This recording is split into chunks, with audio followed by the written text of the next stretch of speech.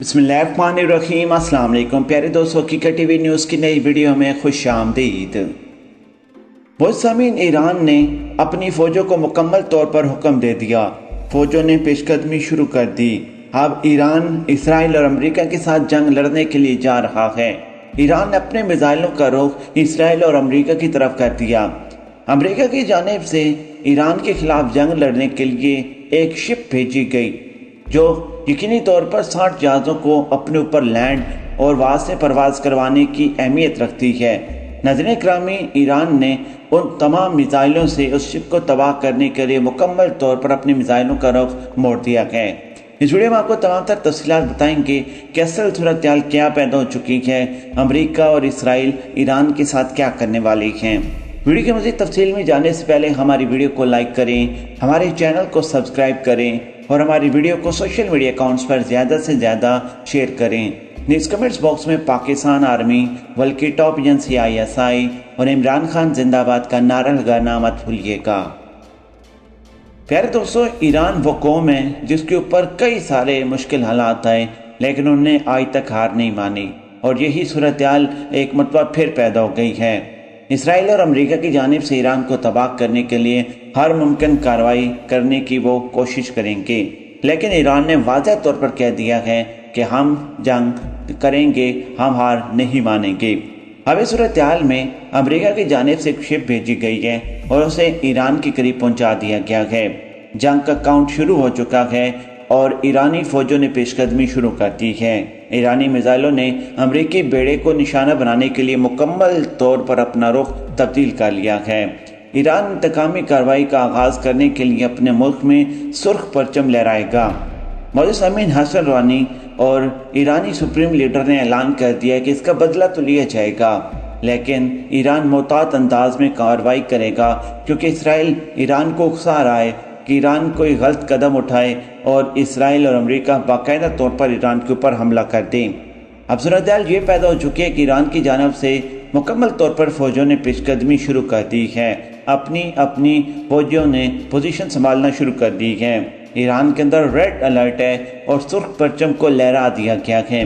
उसका मकसद ये है कि अब ईरान के एटमी असासों को इसराइल और अमेरिका की जानिब से निशाना बनाने की बड़ी साजिश ईरान के सामने खुलकर आ गई है। अब ईरान के सामने सिर्फ और सिर्फ दो ऑप्शन हैं, या तो वो जंग हार जाएं और हथियार डाल दें और इनकी यानी कि इसराइल और अमेरिका की बातें मान लें, और दूसरा ऑप्शन उनके सामने यह है कि वो इसराइल और अमेरिका से लड़ जाएं और अपने हक के लिए शहीद हो जाएं।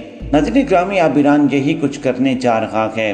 जो कुछ ईरान के साथ अमेरिका और इसराइल ने मिलकर किया, यकीनी तौर पर ईरान वहाँ पर चुप नहीं बैठेगा।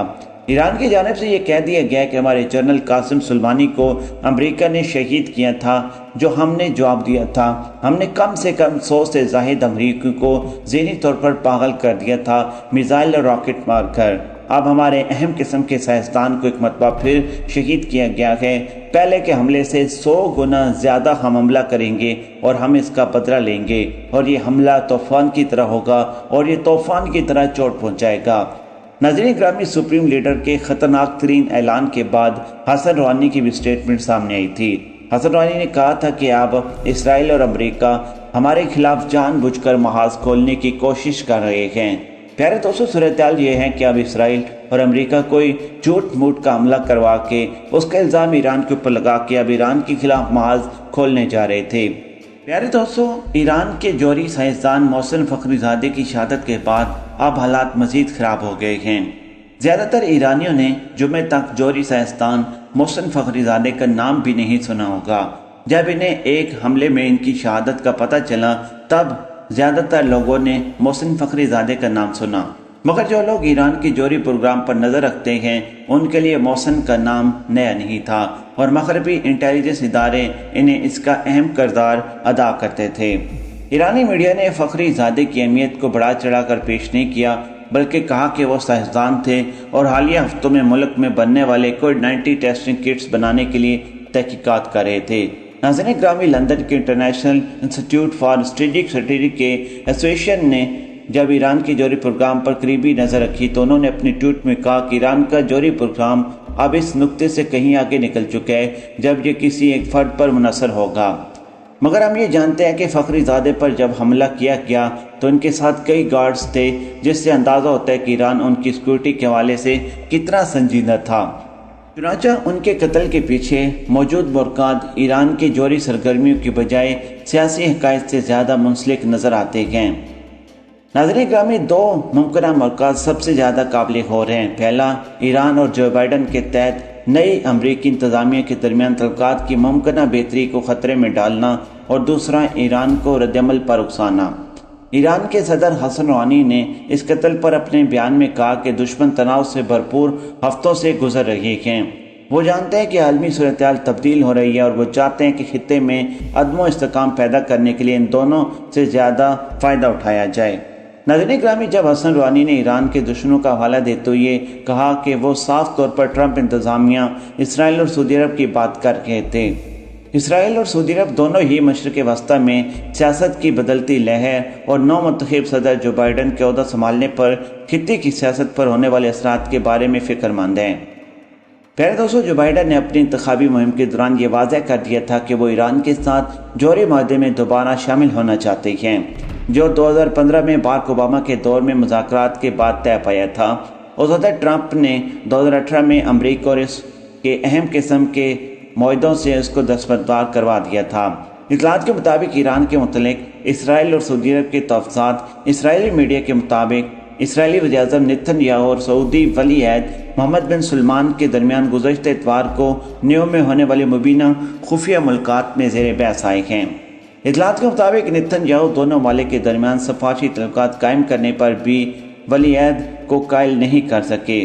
پیر کو جب یمن میں ایران نواز حوثی باغیوں کی جانب سے بحر احمر کے قریب واقع شہر جدہ میں سعودی تیل کمپنی اراکو کے ایک اہم قسم کے تنصیبات پر حملہ کیا گیا تو یہ سعودی عرب کو تنقید کا نشانہ بنانے کا موقع بھی ہو سکتا ہے۔ میرے دوستوں، محسن فخری زادے ایران کے لیے انتہائی اہمیت رکھتے تھے، کیونکہ ان کے جوہری تنصیبات اور جوہری چیزوں سے منسلک فخری زادے نے بہت ساری خدمات دی ہیں۔ لیکن اب صورتحال یہ ہے کہ اگر امریکہ اور اسرائیل یہ سوچ رہے کہ انہوں نے محسن فخری زادے کو شہید کر دیا ہے، اور اس کے بعد ایران کے جو جوہری تنصیبات ہیں یا جوہری پروگرام ہے اس کے اوپر کوئی اثر پڑے گا، تو یہ قطعاً غلط بات ہے، کیونکہ ایران بہت آگے نکل چکا ہے، اور ایران نے یقینی طور پر وہ خطرناک قسم کے میزائل بامز بنا لیے ہیں جو اسرائیل اور امریکہ کے خلاف اگر وہ استعمال کرے تو ان کا ایک نام و نشان بھی نہیں بچے۔